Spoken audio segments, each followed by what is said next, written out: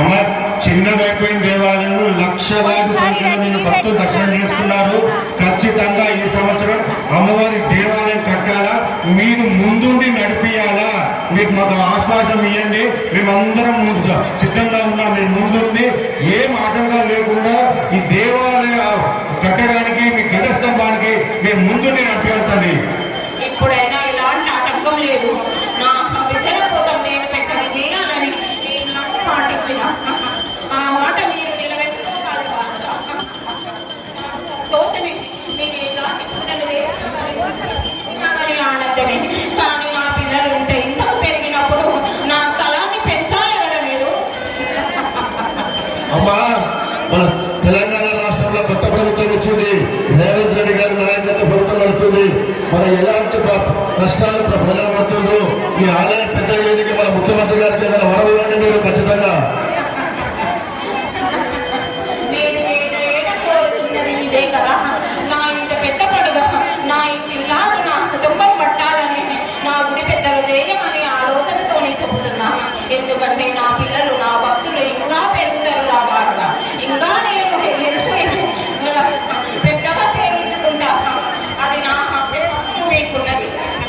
అమ్మా మా ఆడపడుచులందరినీ రక్షించాలంటే ఏ ఆడపడుచులతో ఏ రకమైనటువంటి పూజలు చేయాలి తల్లి, వాళ్ళకి మీరు మార్గదర్శకం చేయవలసిన కోరుతున్నది. ఆడపిల్లలు పసుపు కుంకుమాలతోటి ఆనందంగా ఉన్నంత కాలము ఈ దేశము సురక్షంగా ఉండదు.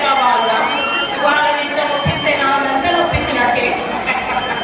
అమ్మ పిల్ల పాపల్ని మమ్మలను మన ఆరోగ్యాలని అన్ని చక్కగా చూసే బాధ్యత మీరే తల్లి.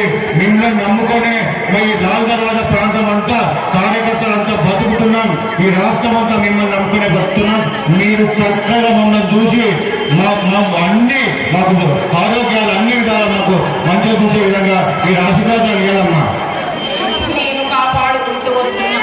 పిల్లాది కొంగనానికి ఇలాంటి విషజరాలు వచ్చినా కానీ నేను కాపాడుకుంటూ వస్తా.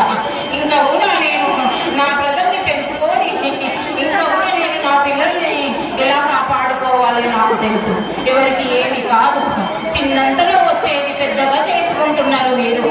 కానీ అది మీ చేతులనే ఉంది. రాబాండ కొత్త కొత్త వ్యాధులన్నీ కూడా తగ్గాలంటే ఏం చేయాలి? రకరకాల వ్యాధులతో ప్రజలందరూ కూడా అల్లకల్లోలం అవుతున్నది. దాన్ని మీరు కాపాడాల్సినటువంటి బాధ్యత మీద దానికి ఏం చేయాలని చెప్పమ్మా.